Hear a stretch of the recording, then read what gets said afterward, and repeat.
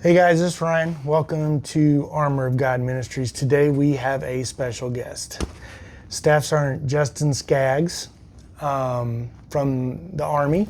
He's in the Civil Affairs unit right now, and we're going to ask him about his military experience.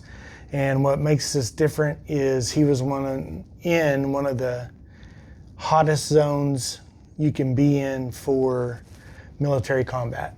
And he's going to share his experience with us, and he's going to let all of you, including those of you who are thinking of joining, those of you who have already joined, he's going to let you know what war is all about. So if you just sit back, listen, get your favorite drink, get some popcorn, like and subscribe. Any comments you put down below would be greatly appreciated. And so we're going to get started. All right, Staff Sergeant Skaggs. What made you want to join the military? Specifically, the college. College? Mm-hmm. Did you use the college? Not yet. How long have you been in? 24 years now. So 24 years and you have not used your college? I'm afraid so. Are you giving it to your kids or anything? No, I'm going to use it. I earned it. All right, very good. All right. So was there any patriotism behind it at all, or just? Oh, absolutely. Yeah. Yeah. Mm-hmm. Do you have any family who were in the military? No. Well, I take it back. As far as my ancestry goes, no. Okay. But. So dad, grandpa? Yeah. No. Okay. My older brother joined and my younger brother joined, but they both joined the Navy. Okay. All right. Well, we won't blame them for that. So. Yeah. All right. So tell me about basic training for you. What was that like? I went to Relaxin' Jackson. It's easy to dig. I mean, it's a lot of sand in the soil. It wasn't bad. It wasn't bad at all? No. Okay. All right. Did you have any rough drill sergeants or anything like that? No. No? Not really. What year did you go through basic training? 2000. In the year 2000. Okay. So basically you went in 2000, and that was right before 9/11. Right before, yeah. Okay. When did you become a Christian? 1998. 1998. Do you remember who led you to the Lord, or was it just you, or? I wasn't living life right, so I started going to various churches, and that's when I gave my heart. Nice. So, Do you still live Christian values today as best you can? I'm not good at it, but I try. Okay. You still believe? Yes. Okay. All right. When did you first hear? You joined in 2000. Mm-hmm. 9/11 happened in 2001. When did you first hear that you were getting ready to go into combat? It wasn't long after 9/11. At the time, they were calling up people to guard airports and stuff like that, and we got called to go to Afghanistan. You got called to go to Afghanistan. Mm-hmm. This would have been your first tour, right? First tour, yeah. Okay. And what were your feelings behind that? Did you have fear? Were you excited? You gonna be able to do your job over there? Or how was that playing out? What rank were you, by the way, at that time? They promoted me to specialist, which would be E4. Okay. At the MOB site to go to Afghanistan. At the MOB site. Yeah. Nice. Boop. There you go. Yeah, they try to help me out, give me a little bit of extra money. Excellent, excellent. So, do you remember how you felt about it at all, or I think I was excited. Did you have any buddies that were with you going over there? I was still relatively new. We got close while we were there. Yeah. Okay. At the MOB site, or? Yeah, during the MOB site, all the train up to it, and then actually, okay. Yeah. All right. Did you know who your team was going to be at the MOB site? I did, yeah. All right. So before you went over, you already knew who your team was going to be when you got there. Yeah. That's good. How many tours did you do over there in Afghanistan and the Middle East? 3 total. 3 total tours. So you spent 3 years in the sand? Roughly, yeah. Okay. All right. Do you regret it? No. Okay. Can you explain for those who are watching what brotherhood or sisterhood means in the military? What is that?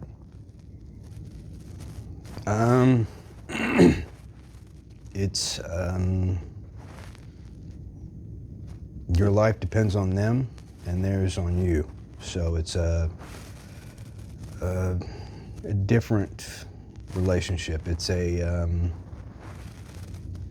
I don't know, good, bad, or indifferent. How you feel about them, as far as like you like them, you don't like them, whatever, doesn't change the fact that you need them and they need you. Okay. So. It's easier when you like them, but and then when you do, man, you love them. I mean, Okay. it's a weird. So it's a rega- very unusual relationship. Okay. So regardless of race, ethnicity, regardless of gender, they're green, right? Yeah, Army they're all green. Yeah, doesn't matter what religion they are. Doesn't matter, male, female, what color, creed. Doesn't matter. Would you give your life for them? Oh yeah. Okay. All right. Did you develop like a best buddy over there? Or? I was cool with most everyone, but I didn't get incredibly tight with them because of they could be gone tomorrow. Okay. Yep, I can imagine that'd be tough.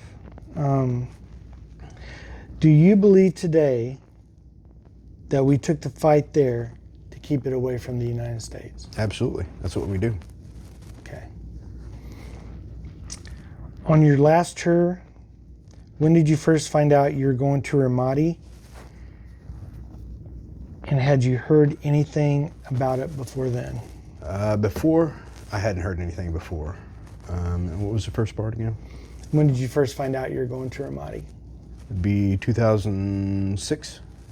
Okay. So I think I landed on Thanksgiving Day. I landed in Altacottum, which is TQ, Thanksgiving Day. So you guys didn't get to go home for the holidays then? No, that we spun up and then we landed on Thanksgiving Day. Okay, Mhm. all right. So do you remember like when they said, hey, we're going to Ramadi? No, not right offhand. Okay. I mean, I think So I it learned really about, didn't matter where you were going. You were with your buddies and Yeah, it was fine. Wherever Yeah. they put you, you're good because you're with that brotherhood. yeah. Okay. Okay, when you got to Ramadi, tell me about what home was for you guys. Try to describe it in as much detail as you possibly can where you lived. Inmates get a bigger living area than I do. Inmates? Okay. Yeah, I think it's legal that they have to have a bigger square footage. I lived in a plywood shack. It was literally just like someone's shed. Okay. It looked like it just had plywood. I mean, we got the expansive foam to seal up the cracks because scorpions mostly. We had a window air unit. We had electric hooked up to it. We had cots that we had mattresses thrown on. We had a mini fridge. I think we had a PlayStation hooked up. Really? Where did you guys grab the electricity from? So they had generators. Let's see, ours was backed up against the PX, so we'd walk around the corner and the PX would be on the other side. So I think the same power unit actually powered like our little block. And Okay. the power would go out every day at about 2 o'clock. Okay. It'd overheat. So it wasn't you guys were staying in hotels or No, no. no. No LIK, no No. no SIK, okay. Tell me in as much detail as you can what a common day was like in Ramadi. All right, we'd get up in the morning before 6, get the trucks ready. What about a shower? No, I'd take a shower at the end of the day. Okay. I'd shave, like I'd get up and shave, but I wouldn't take a shower at the What end of the was day. your shower? How did y'all do that? We had to walk down. They had a trailer set up. We'd walk down there, and it was just I don't know how to explain it. It was just like a mobile home, Okay. except it was all shower after shower. Okay. Was it reinforced with bulletproof armor? No, they had HESCO barriers around it, or T barriers around it. Okay. Okay. So you get up, You get the trucks ready. What does that involve? So you'd have to do the PMCS on the trucks. You'd have to make sure that all your load gear was in there. It was tied down for rollover purposes. Your medical kit was up to date. The guns were online. You'd have to test the jammer. You had to line them up, put the chalk together, and then they give a brief. This is where we're going, this is what we're doing, blah, blah, blah, blah, blah, blah. You had 5 minutes, loaded up, and executed the mission. How many vehicles are we looking at? 4. 4 vehicles. 4 minimum. How many people in each vehicle? Minimum 3. Minimum of 3. Mm. Okay. All right. Did you have gunners? Yes, I was a gunner. You were a gunner. Mhm. Okay. Lead truck. All right. So, what was the rest of the day like once you got in the truck? What did you guys do? We would go from Ramadi proper, which was a FOB, a forward operating base. We then would go to a COP, which is a combat outpost. It's same thing except for a miniature version of it. Okay. That was actually occupation points located within the city proper. And we would drive to them randomly, and we would do consequence management for the civilian populace. What's consequence management? We destroyed a lot of stuff, and we would try to smooth it out. Okay. And how would you smooth that out? Depend on what it was. So when I was there, we supported First Armor, and they were tanks, and they would run over people's cars, and we'd have to pay for the car. They'd clip sided buildings, and we'd have to pay for that. We try to alleviate the sufferings due to the causes of war. Okay. So, why is it in a war zone where we're taking fire and everybody wants to kill you, especially in Ramadi? Mm-hmm. Why are we worried about running over somebody's car or clipping a building? Because the civilian populace is trapped in the middle of this, and they don't have anywhere to go, and it's not their fault that this is happening to them. So we tried to alleviate that problem from them as best we could. So the military, even though we're a massive force when it comes to destroying the enemy, we're also a massive force, or have a massive force there on the ground to take care of the civilian population. Yes. Did you feel good about what you were doing? I enjoyed it, yes. What was the military purpose for taking Ramadi? What was the big picture purpose on that? It was one of the cornerstones of the Sunni Triangle, which the previous ruling class, that was their stronghold. So we wanted to make it definitely a point to hold it. Okay.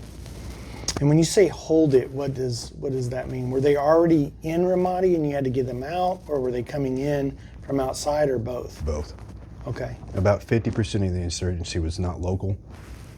They come all over the world to kill us. All over the world? Mm-hmm. Wow. We had Chechens, we had Indonesians, we had everything. Were they in uniforms? No. Yeah. Okay. Did you have soldiers under you that reported to you? And if you did, what was your responsibility for them? Yes. I took responsibility for, I became the chalk leader, which was, I was responsible for the movement from one location to another location. So you're basically responsible for the whole team, all Mm-hmm. 4 vehicles. Mm-hmm. So roughly 20 people at times, could be up to. Yeah. Okay. And how far is the travel that you're responsible for? How long would it take? Oh, hours. We'd start at usually we'd leave out about 6 in the morning, somewhere around that neighborhood, and then we'd be done with the mission. On average, I'd say probably 2 or 3 in the evening. Okay. And it would take you that long just to get there? It would take us Generally speaking, we operated probably within an hour radius, yeah. So it'd take you an hour to get there? Up to, yeah. If it wasn't a military combat zone, you were just like a civilian driving there, how long would it take you? Probably, depending on traffic, but if it was just no traffic, probably 20 minutes. 20 minutes, okay. So why the extra 50 minutes? What were you guys looking for to make you slow down? Explosives everywhere. When you say explosives, what exactly do you mean? Improvised explosive devices. So IEDs? And did you ever hear about any of those going off in Ramadi? They went off all the time. Okay. Your responsibility for your soldiers was basically making sure they don't die from one point to the next. Yeah, I had to make sure that they were well fed. There was plenty of water available. They were taking care of themselves. They were drinking the water, in other words. I had one of them that didn't want to carry the basic combat load. Like, you have to carry your rounds. You have to have them on your person. You have to be attached. You can't just take them off. Why did he not want to carry them? It was heavy. Okay. 270 rounds kind of adds up. Yeah. Hurts your back. I can see that. I can see that. Did you see combat in Ramadi? And can you give me the most memorable combat experiences that you had? And feel free to take your time and explain in as much detail as you can for the viewers, because most of the folks that are going to be viewing this have zero combat experience. Okay. We went out one day. We went to one of the COPs, COP Falcon, that was located in the Al-Haz district. Al-Haz was the rich people neighborhood. That was one of the hot areas. We were out there, again, doing consequence management. And I was standing in a doorway because we were expanding because we would bring civilians on, search them, bring them in one at a time, meet with them, talk with them, see what their complaints, whatever their case may be. Why would you search them? To ensure that they didn't have anything that would put us in harm. Okay. So we were wanting to expand the area in which we met them and have multiples come through so we could deal with them more efficiently. So there was where we had set up, we were going to expand it, and there was garbage and all kinds of stuff over there. I was over there cleaning that. I stepped into the doorway. I don't remember what I was doing, but I stepped in the doorway, and about, like right here from me, a little higher maybe, I heard it go smack, and all hell broke loose. So what happened? When you heard it go smack, what were you I got shot at. Okay. So the shot came from across the street from a house. It was partially under construction. It was the second floor. Somebody took an AK. I don't know if they took a good shot. I don't know. They emptied a magazine, which is about 30 rounds. And At you? I don't know. I just But heard the that first one came close. Yeah, to the first you. one came close. I don't know where the rest of them went. You were out and down, right? I just took a couple steps back. That's all I had to do. Okay. I was like, okay. That's pretty calm. Like, I get it. All right.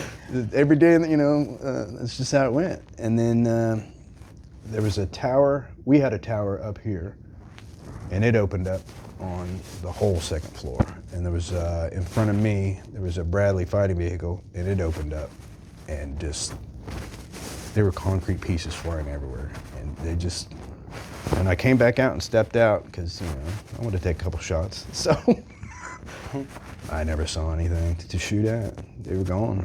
I don't know if they were gone, or they ran away, or. Do you think they died in the Bradley exchange? No. No? Yeah, they probably got away. They probably just popped and ran? Yeah, they probably just did something like that and took off. Took off? Was there a lot of that in Ramadi? Where Oh yeah, constantly, yeah. Okay. Did you lose any friends in Ramadi? Not on my tour, no. Not on your tour? Were any soldiers hurt or killed in Ramadi while you were there? Yeah. Okay. And how would you guys hear about those soldiers being hurt or killed? They would shut everything down for memorial services, the honor flight. The internet would go down. Okay, and why would they do that? They didn't want the information to get back to the family specifically without due honors being presented. They wanted to do it in a controlled manner. They didn't want the rumors to get out. They didn't want anything like that. So They just want to treat facts out there without any. right, Okay. and the family deserves to know first. Absolutely. So when you guys would see the internet go down, would the first thought in your mind be like, "Oh man, we lost somebody"? It was very obvious when someone got killed. Yeah. A lot of people most people got flown out to Germany because they were injured, not because they were killed. But there were a couple times when a couple people were killed. Yeah. Would they do the same thing if somebody was injured? Mm-mm. No. Mm-mm. Okay. They just fly them out. They just fly them out. Mm-hmm. Okay. All right. Did that happen a lot over there? Oh yeah. Oh, as far as people getting killed, Yeah. Like your internet going down, you're like, oh no. handful of times, but not frequent. Okay. Mm-hmm. Okay. So would you say that in Ramadi the U.S. Army had the advantage while you were there? Advantage as far as Ground. You said you had to keep them out. Would you guys say you did that? yes and no. Okay. We had the advantage in technology. Okay. We had the advantage in training. We did not have the advantage as far as familiarity with the area and the populace. And they could blend in way easier than we could. They could take a shot at us and then slip into a group and Just disappear. just be gone. So yes and no. Okay. Was that frustrating? My job wasn't to kill them, so no, I didn't. I mean, they just Okay. yeah. We just drove down and they popped shots at us and So regardless of whether you guys are helping the populous civilians or not, they're going to take shots at you. oh yeah, yeah. Whether you're helping their were- own people or not, Yeah, they're going we to shoot were at you. we were considered what was called a soft target, which means we would be easier to attack than a hard target. So, and then at one point we had a $10,000 bounty on people that wore my patch. So, And when you say soft target, that's because you guys are out communicating and moving within the populace, right? well, we supported armor, so they would roll around in Bradleys and tanks. So a Humvee is a lot easier to attack than, Oh, okay. than a Humvee or a Okay. tank. Would you say that civil affairs are more exposed than other units? Yes, most of the jobs there, about 50% of the populace, I'd say, that were on Ramadi, that were working on Ramadi, that's where they stayed. We had mechanics, we had mail, we had food, we had supply, we had all that stuff, and they never left. That's where they stayed. The civilian populace is outside Ramadi, so yes, we were exposed. Okay.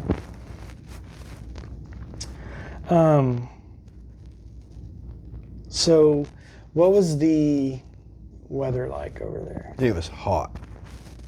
It was hot. Like, open up and, like, go bake some cookies and open the oven up, and when you get that blast, that's what it was like all the time. Constant. You couldn't get away from it. Was there sandstorms or dust storms or anything? No, during the winter time, it would rain, like early in the morning for about 10 minutes, make everything nice and muddy, and they didn't have Sidewalks? no sidewalks. Wasn't the water would sit on top of it wouldn't soak in, it would just sit. Oh, really? And it would just cling to everything. It was very annoying. Okay. What was the smell like over there? Not good. What did it smell like? It's all right. It, Say it, it, it smelled like, oh, it had a exhaust smell. Human feces was prevalent. Garbage, because garbage hadn't been collected in years, so the garbage had piled up.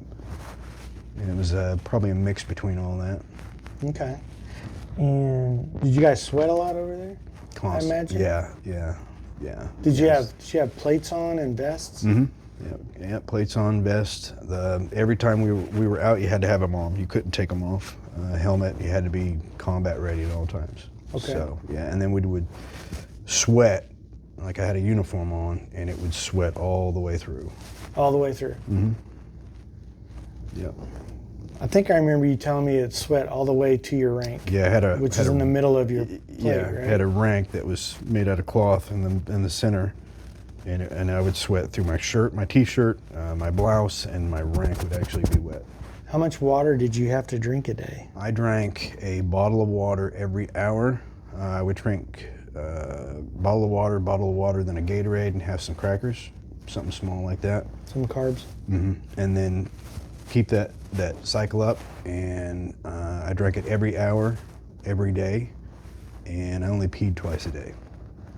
So you were sweating out most of what you were putting in. All right. What was your worst day in Ramadi? Come on, you know you have one. I mean... Now, you don't have to answer if you don't want to, but... No. I mean, they were all kind of... shitty? Yeah. Yeah, they were all kind of shitty. But I mean, I don't look at it like that. It was a rich experience. I know that sounds crazy, but I got to find out things about myself that if I wouldn't have had gone through the experience, I wouldn't have known. So I can't say that it was not rewarding. Yeah, it kind of sucked being away from my family for a year, but... Can you tell me one thing that you learned about yourself while you're over there? I know what I'm made of. Okay. And I like the guy I see in the mirror. You like the guy you see in the mirror? Mm-hmm. That's good. That's good. How did your tour affect your family back home? Oh, they were pretty much terrified the whole time. Yeah, they watched the news and just drove themselves nuts. Now, Ramadi was in the news constantly, correct? Quite a bit, yeah. And why was that? It was a bad neighborhood. It's a bad neighborhood. Okay. A lot of fighting? A lot. Of shooting? Yeah, a lot. Would you say that in your time over there, from the time you got there to the time you left, it got better or worse? It got way better. Way better. Mm-hmm. Okay. And as a civil affairs person in a combat zone, in the worst combat zone in Afghanistan at the time, Ramadi, did the civilian population, would you say they appreciated what you all did for them? To some degree, we did things like their supply networks were broken. So they had things like, we would talk to the populace and try to understand where they're at and everything. And we purchased cooking oil and distributed that to the populace just because it was in short demand. I'm sure they figured out how to distribute it amongst themselves or whatever, but we tried to equally distribute it. We didn't let anybody like hoard it or anything like that or establish a monopoly. You know, little things like that we tried to do. So I'm sure we impacted lives on the better side. Whether they appreciate it or not, this particular group of people that lived here. When you say here, where do you mean? We're in Ramadi. They were the ruling class, and we had removed them from being the ruling class. We were establishing a democracy, and they would no longer be specifically the ruling class. So they had a class system there? Oh yeah. Saddam Hussein was a Sunni in a majority Shia country, and he repressed the Shia population. So In Afghanistan or yeah, in Iraq, yeah. So the population in Ramadi probably resented us quite a bit for that. So Okay. it's probably a mixed bag. Okay, so maybe 50-50, not even that, maybe I wouldn't say. 20-80. Yeah, probably 10-90. 2080. Okay. Okay. All right. Well, I'm sure they didn't like the war part of it, and maybe that anger spilled over into anything you gave them, and I can understand that. If you had it to do all over again, I'm talking, completely basic all the way through all 3 tours, to the end of Ramadi, the end, would you do it again? I'm old. I can't do it again. No. No. Yeah. If you were young, would Yes. you do it again? Yes. Even with what you know right now, you would do it again. No, I mean, there are some aspects of it that I'd prefer to breeze over, but as far as the experience as a whole, yeah, I'd do it again. Okay. All right. Well, that's all the questions I have. Is there anything else you want to put in or tell me? No, I can't Nothing? think of anything right offhand now. All right. Well, I appreciate you. Thank you very much, Sergeant Skaggs. That's it. That's it, guys. If you have any questions, put them down in the comments, and we will get them answered for you. I want y'all to have a wonderful week, wonderful weekend, and Genesis chapter 9 is coming up later. Talk to you later.